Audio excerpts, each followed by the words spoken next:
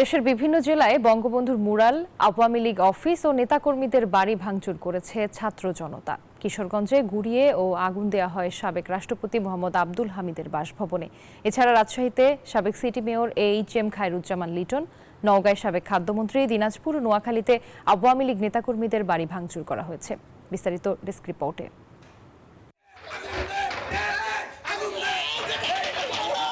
শেখ হাসিনার অনলাইনে বক্তব্যকে কেন্দ্র করে সারা দেশের বিভিন্ন স্থানে শেখ মুজিবের মুরাল, আওয়ামী লীগ অফিস ও নেতাকর্মীদের বাড়ি ভাঙচুর করেছে বিক্ষুব্ধ ছাত্র জনতা।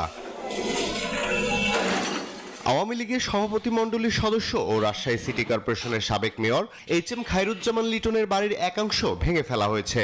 বৃহস্পতিবার রাত 11টার দিকে বুলডোজার দিয়ে বাড়িটি ভাঙা হয়। নওগাঁয় সাবেক খাদ্যমন্ত্রী ও জেলা আওয়ামী লীগের সাধারণ সম্পাদক সাধনচন্দ্র মজুমদারের বাড়ির সামনের অংশ বুলডোজার দিয়ে ভেঙে আগুন ধরিয়ে দেয় ছাত্র জনতা। দিনাজপুরের সাবেক হুইপ ইকবালুর রহিম ও সাবেক বিচারপতি এনায়েতুর রহিমের বাউন্ডারি এবং বাড়ির ওয়াল বৃহস্পতিবার দিবাগত রাতে দ্বিতীয় দফায় ভেঙে গুড়িয়ে দেয় ছাত্র জনতা। কিশোরগঞ্জে গুড়িয়ে দেয়া হলো সাবেক রাষ্ট্রপতি আব্দুল হামিদের বাসভবন। নোয়াখালীর হাতিয়ায় সাবেক এমপি মোহাম্মদ আলীর দুটি বাড়িতে ভাঙচুর ও আগুন দিয়েছে বিক্ষুব্ধরা।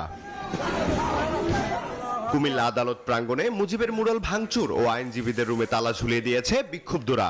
কুমিল্লা মহানগর আওয়ামী লীগ অফিসকে পাবলিক টয়লেট করার ঘোষণা দেয় তারা। 5 ফেব্রুয়ারি থেকেই সারা দেশে ভাঙচুর ও অগ্নিসংযোগ অব্যাহত রয়েছে। Desk report, news 24।